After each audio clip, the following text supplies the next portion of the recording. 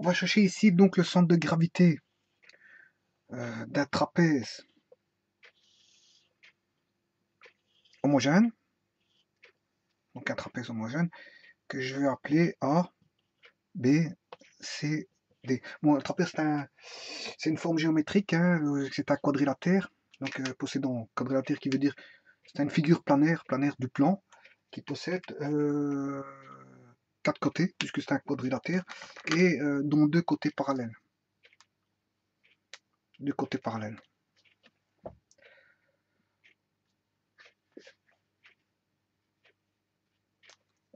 Je l'appelle A, B, C, D, donc je tourne dans le sens horlogique pour l'appellation. Supposons que je vais appeler H la hauteur du trapèze.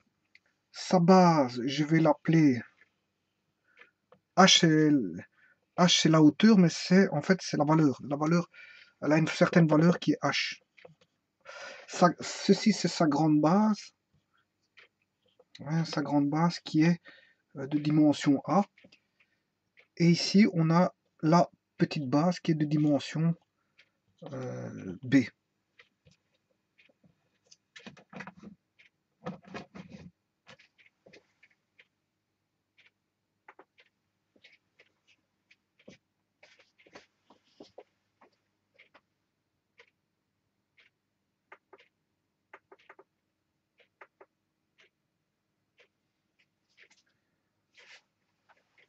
Donc on a H, on a A et B. Voilà. Alors, vous allez me dire, ouais, bon, moi je vais faire par Guldin. Je vais démontrer par centre de gravité, par le théorème de Guldin.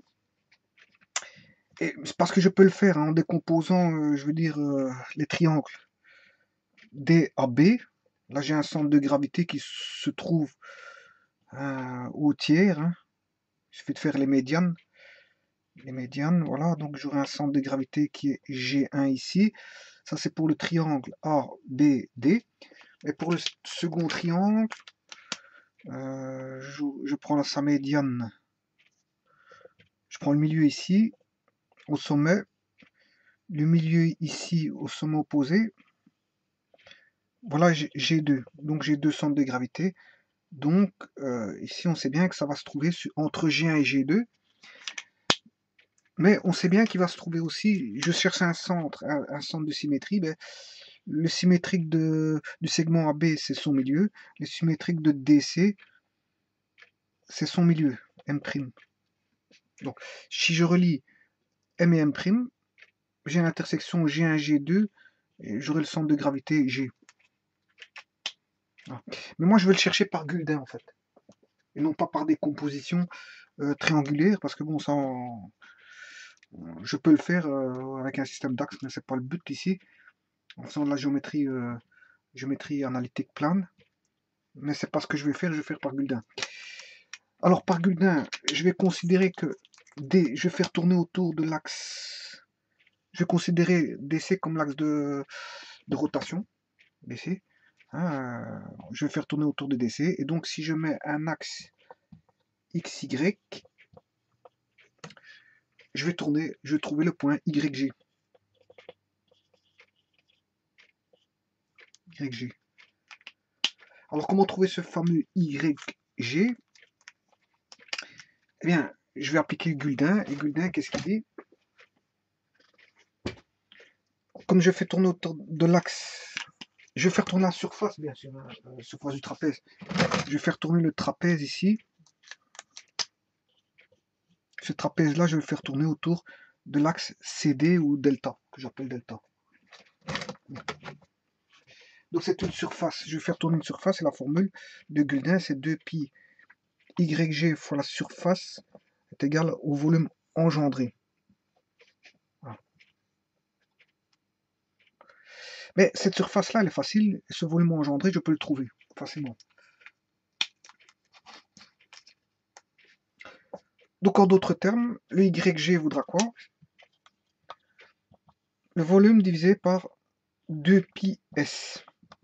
2πs.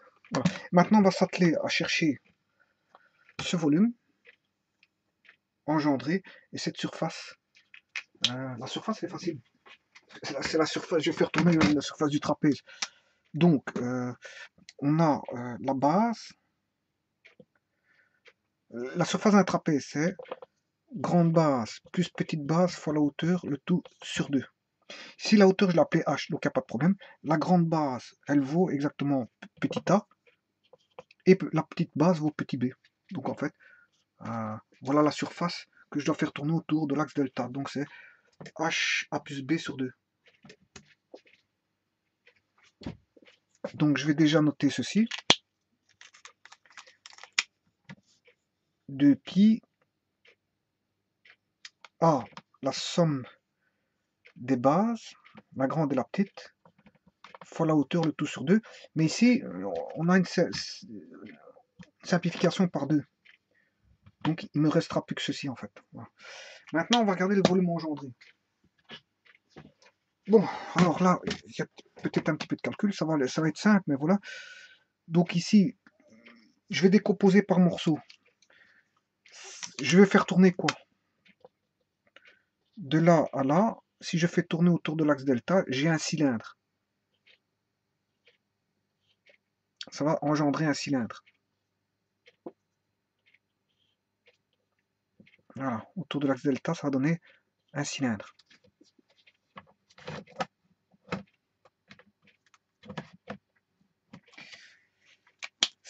Et ce cylindre-là, son volume, son volume,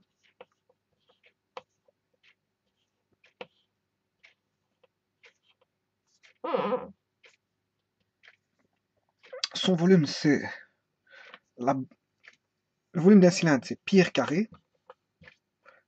Pi r carré h. Bon, le rayon, ici, c'est ceci, le rayon. Donc c'est mon fameux h. Le rayon, c'est h. Donc c'est pi h carré. Et ma hauteur ici, en fait, c'est b. Donc c'est pi h carré b. Voilà. Donc ça, pour le cylindre, je vais le noter ici.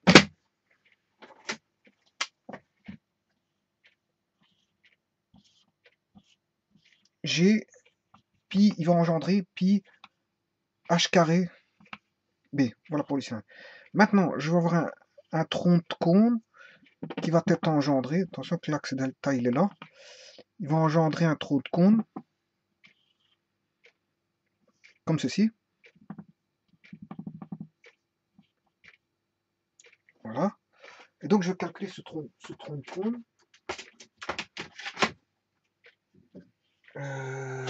Donc ça c'est le volume du cylindre. Cylindre qui est ici. Maintenant je vais calculer le tronc de cône ici. Le tronc de cône, le volume d'un tronc de cône c'est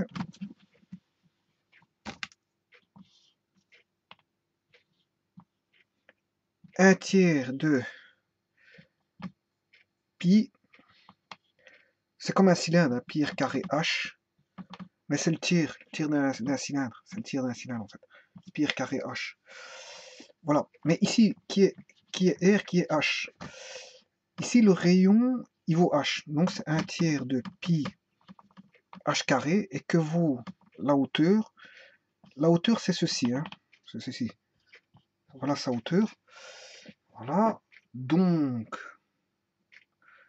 on va dire, si je le décompose, c'est A, B, C. A, B, le C, il est ici.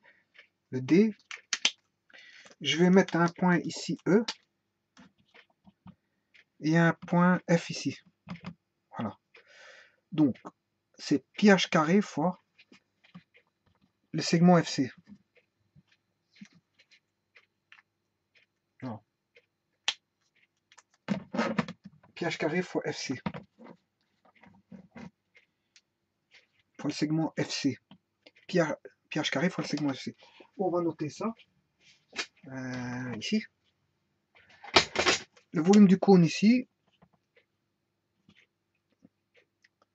Le volume du cône C1, c'est pi h carré fois la distance FC.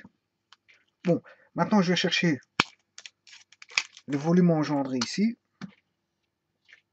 Enfin, il est plutôt avec un angle plus petit. J'ai encore un deuxième tronc de cône ici.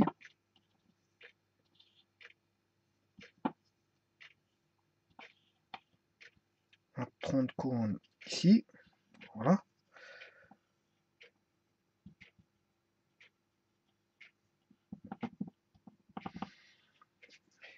Donc le trapèze va engendrer deux troncs de cône et un cylindre. Et le deuxième, c'est pi h carré fois la distance, cette fois-ci, non pas FC, mais DE. DE. Donc, la hauteur, 1/3 de pi h carré fois la distance DE. Bon, ouais, mais que vaut ce FC, que vaut ce DE? Alors, ouais. Ici, j'ai déjà noté le volume. Je vais faire le volume total, hein, parce qu'ici, c'est le volume total. Donc, c'est, si je note, c'est VC plus VC1 plus VC2. VC plus VC1 plus VC2. Alors, volume du cylindre, c'est pi h carré B, pi h carré B, plus le volume du cône 1, pi h carré FC, pi h carré FC, plus le tronc de cône numéro 2, pi h carré DE, plus pi h carré DE. Bon, je peux mettre pi h carré en évidence, pi h carré, donc ce qui fait B plus la distance FC plus la distance DE. Voilà. Bon, comment trouver FC DE?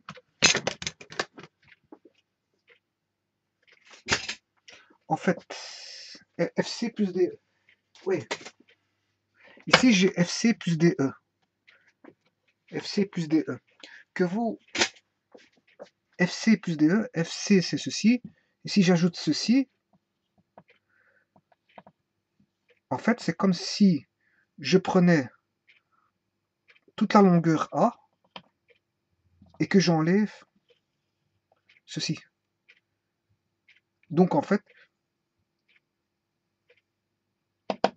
je vais faire la petite démonstration.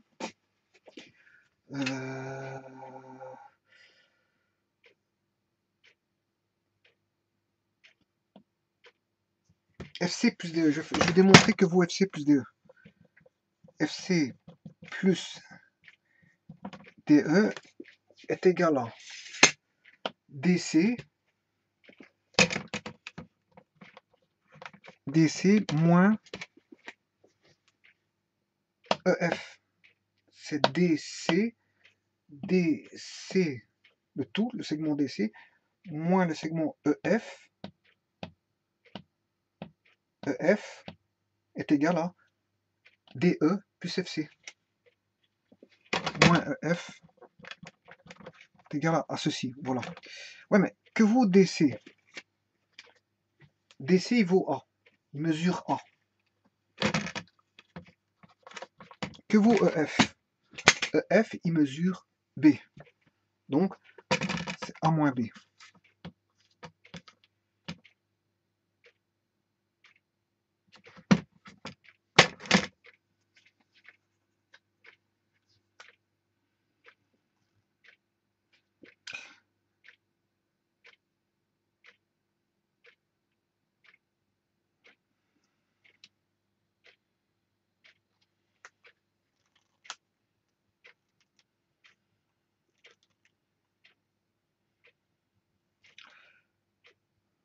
Oh, mais ici, j'ai oublié les tiers, en fait. Un tiers. Un tiers. Donc ici, c'est un tiers de FC. Un tiers de DE. Ouais, bon. Heureusement que je viens de le voir. Mais ça ne change rien ici, en fait. Voilà. Voilà. Bon, si je mets tout ça en tiers, c'est pi h carré, oui, parce que c'est un tiers, le volume du cône, c'est un tiers. Hein. Le volume du cône, c'est... Le volume du cône, c'est un tiers, c'est ça. En fait, j'avais oublié mon un tiers ici. Un tiers et un tiers. Voilà pour les deux cônes. Je m'excuse, bon, j'avais fait une petite erreur, mais voilà, je vais le corriger. Alors, donc, ce qui fait B plus 1 tiers, bon, FC plus DE. Je mets 1 tiers en évidence, ça fait FC plus DE. Voilà. Et FC plus DE, c'est exactement A moins B. Ici, je commence à avoir de moins en moins de place, donc FC plus DE, ça fait A moins B.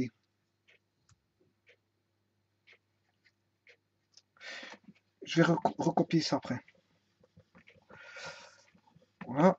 Donc, ce qui fait, le volume total vaut quoi? Pi h carré B plus 1 tiers de FC plus DE qui vaut DC moins EF qui vaut A moins B. Voilà. Bon, ce qui fait pi h carré fait B plus 1 tiers de A moins 1 tiers de B.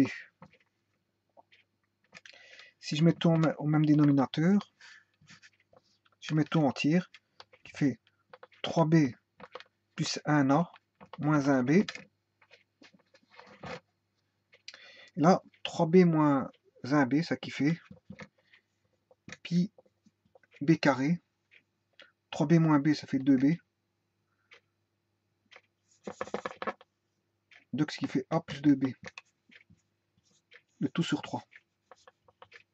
Voilà que vaut le volume total en fait. Volume total, ceci. Maintenant, je reviens à ma formule de Guldin. On avait donc 2 pi YGS est égal au volume total. Hein? Donc je cherche YG. YG c'est égal à VT sur S sur 2pi. Alors là on a dit que c'était pi, le volume, je recopie le volume. Pi B carré A plus 2B le tout sur 3 divisé par la surface, c'était la surface du trapèze. Là on avait A, là on avait B. Grande base plus petite base fois la hauteur le tout sur 2 fois 2pi.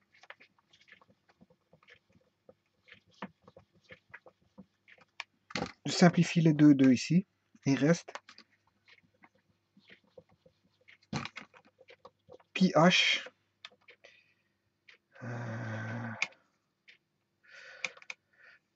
pi h fois A plus B. Voilà. Bon, alors je simplifie les h ensemble et les pi ensemble. Il va rester h sur 3 A plus 2B sur A plus B.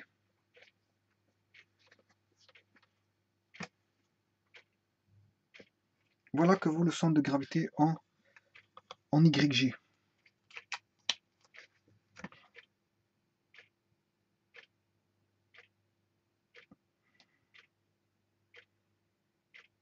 Voilà. Le centre de gravité en YG vaut A plus 2, H sur 3, A plus 2B sur A plus B. H étant la hauteur, petit b étant la petite base et A étant la grande base. Donc en fait, apparemment, il se retrouve au tiers de la hauteur multiplié par un coefficient qui dépend.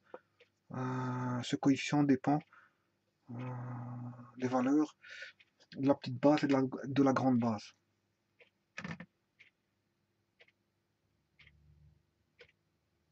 Alors, est-ce que je peux écrire ça autrement en cours? Je vais voir. Oui, donc YG vaut H sur 3. A plus 2B, c'est A plus B plus B. Le tout sur A plus B.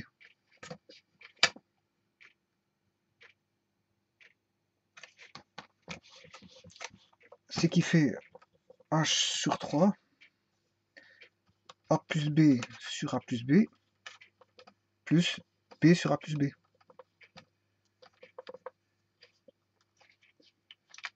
Et parce que si A vaut, exemple, A vaut 1, B vaut 3. Donc j'ai 3 plus 3, 6, plus 1, 7. 3 plus 1, 7 quarts, voilà. Par contre, ici, j'aurai 3 plus 1, 4 sur 4, oui. Et là, on aura 3 sur 3 quarts. Donc, unité plus 3 quarts, ce qui fait 4 quarts plus 3 quarts, ça fait bien 7 quarts. Donc, on est dans le juste. On est dans le juste. Maintenant, je simplifie A plus B, ce qui fait 1 plus B sur A plus B. Voilà que vaut YG. C'est H sur 3 fois un coefficient qui vaut 1 plus la petite base divisée par la somme des bases.